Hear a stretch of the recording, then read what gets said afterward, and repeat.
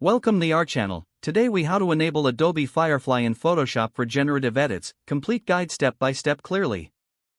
To enable Adobe Firefly in Photoshop for generative edits, start by ensuring that you have the latest version of Adobe Photoshop installed on your device. Open Adobe Photoshop on your computer. Navigate to the top menu bar and locate the Edit option. Click on Edit, and from the drop-down menu, select Preferences. In the Preferences window, look for the Generative AI category in the sidebar. Click on Generative AI to access the settings related to Adobe Firefly. Make sure the option to enable Adobe Firefly is checked. If the option is not visible, check for any available updates and install them. Once enabled, click OK to save your preferences. Now, return to your main workspace. Open an image that you would like to work on.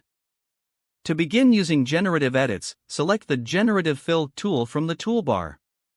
If you don't see it, click on the +/add button near the bottom of the toolbar to reveal more tools. Click on the area of the image you want to edit. A prompt will appear, allowing you to provide instructions for your desired changes. Type in your instruction clearly and concisely for optimal results. Press Enter to initiate the generative process. Wait for Firefly to process your input and generate the edits. Once the edits are complete, review the changes made to your image.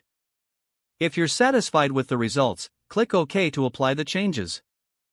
If not, feel free to repeat the process with adjusted instructions until you achieve your desired outcome. Explore additional features within the Firefly menu to enhance your editing experience further. Congratulations, you have now successfully enabled and utilized Adobe Firefly for generative edits in Photoshop.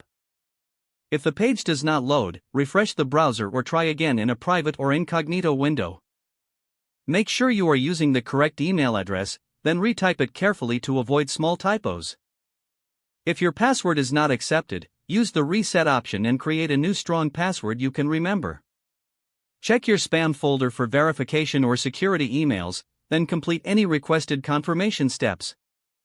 Enable two-factor authentication if available to improve account security and reduce unauthorized access risk.